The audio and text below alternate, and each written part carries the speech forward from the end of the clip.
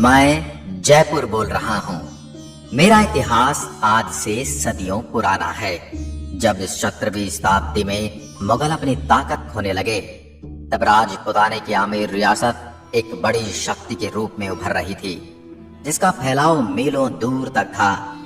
और आमेर रियासत की राज व्यवस्था का संचालन सुचारू रूप से चलाने के लिए आमेर रियासत की मुझे नई राजधानी बनाने की कल्पना महाराज सवाई जयसिंह द्वितीय ने की थी। मेरी स्थापना विद्याधर भट्टाचार्य नामक एक बंगाली ब्राह्मण ने की थी, जिन्होंने मुझे 9 चौकियों में बसाया था। इसमें मेरे 2 खंड राजमहल तथा वैद्यशाला के लिए रखे गए थे।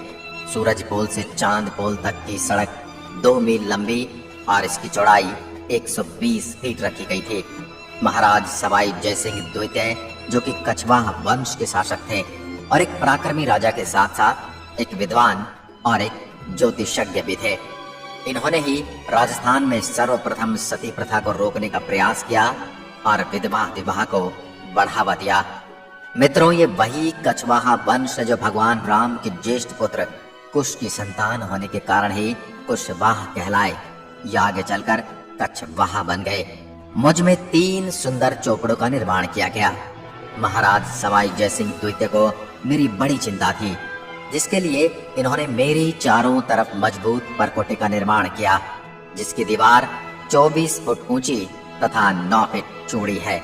मेरे परकोटे पर 7 द्वारों का निर्माण किया गया। नियोजित तरीके से बसाए मुझ में महाराज के महल, ओहदेदारों की हवेली और बाग बगीचे ही नहीं, बल्कि आम नागरिकों के आवास और राजमार्ग भी बनाए गए थे। इसके अलावा मुझ में गलियों का और सड़कों का निर्माण वास्तु के अनुसार और ज्यामितीय तरीके से किया गया था। मेरे प्रेमी कहते हैं कि मेरे सौंदर्य को देखने के लिए एक खास नजर चाहिए। बाजारों से गुजरते हुए मेरी इस बनावट की कल्पना को आत्मसात कर इसे निहारें तो पल भर में इसका सौंदर्य आंखों में प्रकट होने लगता है। लंबी चौड़ी और ऊंची प्राचीर, तीनों ओर फैली पर्वतमालाएं, सीधे सपाट राजमार्ग, गलियां, चौराहे, चौपड़, भव्य राजप्रसाद, मंदिर और हवेली, बाग बगीचे, जलाशय और गुलाबी आभा से सजा हुआ हूँ मैं। मानो मैं इंद्रपुरी का आभास देने लगता हूँ।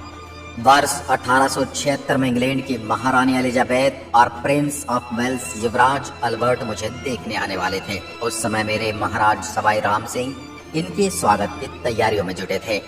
इनके स्वागत के लिए मुझे दुल्हन की तरह सजाया गया था। महाराजा सवाई राम सिंह के मन में सूझा कि क्यों ना पूरे शहर को एक रंग में रंग दिया जाए। फिर उन्होंने उच्च अधिकारियों से इस पर मंत्रणा भी की और मुझको गुलाबी रंग दे दिया गया। उसके बाद से मैं गुलाबी हो गया और बाद में चलकर मुझे गुलाबी नगर कहा गया। 19वीं सदी में मेरा विस्तार शुरू हुआ। तब मेरी जनसंख्या 1,80,000 के आसपास थी। 2001 के आंकड़ों के अनुसार 23,37,319 और 2012 के बाद 30 लाख से ज्यादा हो चुकी है। मेरे मुख्य उद्योगों में धातु, संगमरमर, वस्त्र छपाई, हस्तकला, रत्नमय आभूषण का आयात निर्यात तथा पर्यटन उद्योग शामिल हैं। इसलिए मुझे भारत का पेरिस भी कहा जाता है। मैं 11,117 वर्ग किलोमीटर तक फैला हुआ हूँ। मुझ में बसने वाले लोगों में से 75% लोग साक्षर हैं तथा ये अपनी आजीविका चलाने के लिए नौकरी पेशे एवं उद्योग धंधों में काम करते हैं। मेरे यहाँ का ब्लू पॉटरी व्यवसाय विश्व स्तर पर प्रसिद्ध है।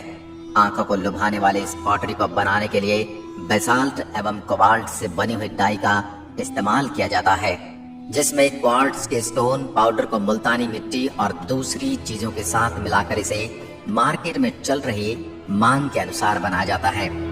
इस डिजाइन को बनाने के लिए मुख्य तौर पर रंगों का इस्तेमाल करके मटकों, छोटे जारों, मिट्टी की बनी हुई प्लेटों इत्यादि पर नक्काशियां की जाती हैं। मेरे अंदर मुख्य रूप से गेहूं, मक्का, ज्वार, बाजरा, सरसों एवं चना की खेती की जाती है। अगर आप मेरी सैर करना चाहते हैं तो दिल्ली से मेरी दूरी सड़क मार्ग से 280 किलोमीटर है। अगर आप वायु मार्ग या रेल मार्ग से आना चाहते हैं तो भी आप आसानी से मुझ तक पहुंच सकते हैं। मैं भारत के टूरिस्ट सर्किट गोल्ड ट्रायंगल का हिस्सा भी हूँ। इस गोल्डन ट्रायंगल में दिल्ली, आगरा और मैं भी आता हूँ। अगर आप कभी भारत का नक्शा देखेंगे तो आपको ये तीनों एक त्रिभुज के रूप में दिखाई देंगे। इस कारण इन्हें भारत का स्वर्णिम त्रिभुज यानी इंडियन गोल्डन ट्रायंगल कहा जाता है। मेरे अंदर बहुत से पर्यटन स्थल आकर्षण का केंद्र हैं, जिनमें मुख्य रूप से जंतर मंतर, हवा महल, सिटी पैलेस, गोविंद देव जी का मंदिर, श्री लक्ष्मी जगदीश महाराज मंदिर, BM बिड़ला तारामंडल, आमेर का किला, जयगढ़ दुर्ग और जल महल आदि। जयपुर के रौनक भरे बाजारों में दुकानें रंग बिरंगे सामानों से भरी हैं, जिनमें हथकरघा उत्पाद, बहुमूल्य पत्थर, हस्तकला से युक्त वनस्पति रंगों से बने वस्त्र, मीनाकारी आभूषण, पीतल का सजावटी सामान, राजस्थानी चित्रकला के नमूने, नागरा मोजरी जूतियां, ब्लू पॉटरी, हाथी दांत के हस्तशिल्प और सफेद संगमरमर की मूर्तियां आदि शामिल हैं। प्रसिद्ध बाजारों में जोहरी बाजार, बापू बाजार, नेहरू बाजार, चौड़ा रास्ता, त्रिपोलिया बाजार और MI रोड के साथ लगे बाजार हैं।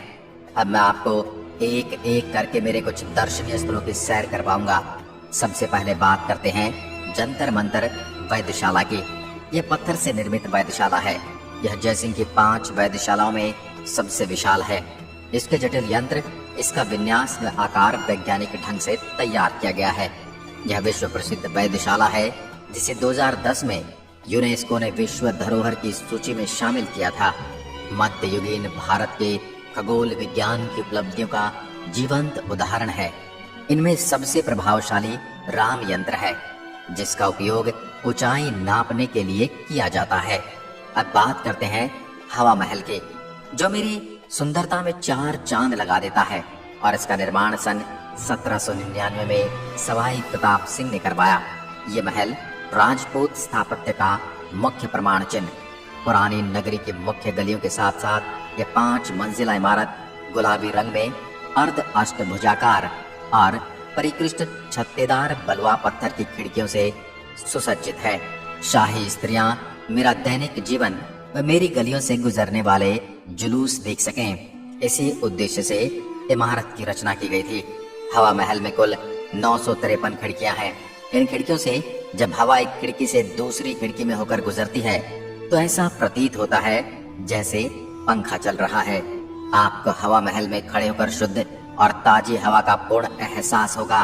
आपको भी अगर इस एहसास को लेना है तो कभी मेरे अंदर हवा महल में हो आना। अब मैं आपको मुझ में बसे गोविंद देव जी के मंदिर के बारे में बताता हूँ। भगवान श्री कृष्ण को समर्पित यह मंदिर अपने बगीचे के बीच में स्थित है। मंदिर में स्थापित मूर्ति महाराज सवाई जयसिंह द्वितीय वृंदावन से लाए थे। अब मैं अपने आमेर महल के बारे में बताता हूँ।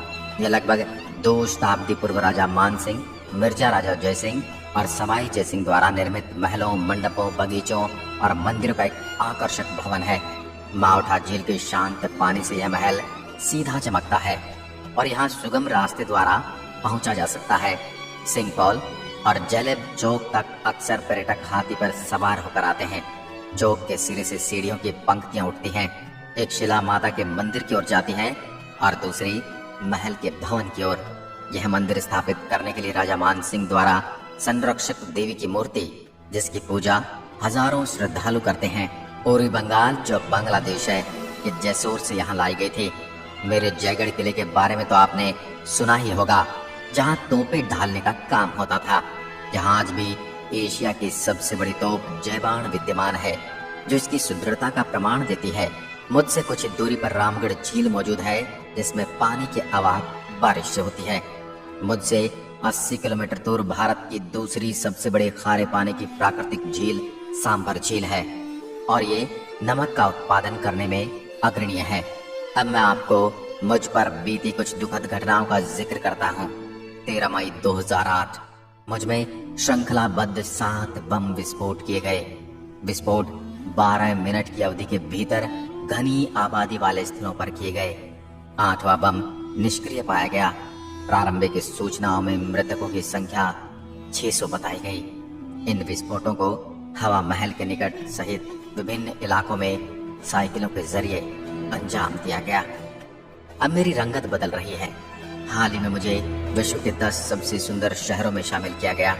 महानगर बनने की ओर अग्रसर हुए मुझ में आजादी के बाद कई महत्वाकांक्षी निर्माण हुए।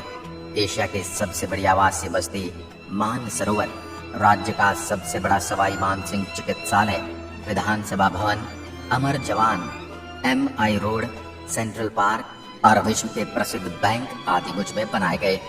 पिछले कुछ सालों से मुझ में मेट्रो संस्कृति के दर्शन होने लगे हैं, जिसमें चमचमाती सड़कें, बहुमंजिला शॉपिंग मॉल, आधुनिकता को छूती आवासीय कॉलोनियां आदि महानगरों की होड़ दिखाई दे रही है। पुराने जयपुर और नए जयपुर में नई और पुरानी संस्कृति के दर्शन जैसे इस शहर के विकास और इतिहास दोनों को स्पष्ट करते हैं। मैं कितना भी बदल जाऊं, मेरे व्यंजनों का जायका वही है और ये आपको आज भी मेरे इतिहास के स्वाद से रूबरू करवाने वाले हैं। इनमें प्रसिद्ध दाल बाटी चूरमा, केर सांगरिया की सब्जी, मालपुआ इत्यादि शामिल है। मुझे और अच्छे से समझने के लिए आपको एक बार तो मुझसे मिलने आना ही होगा। एक वीडियो में मेरी कथा सुनना मेरे बारे में जानने के लिए काफी नहीं है। अब आप यहाँ कर मुझसे मिलोगे तो आपको बहुत सारी ऐसी बातें और चीजें देखने को मिलेंगी जिनके बारे में ना आपने सुना होगा और ना देखा होगा।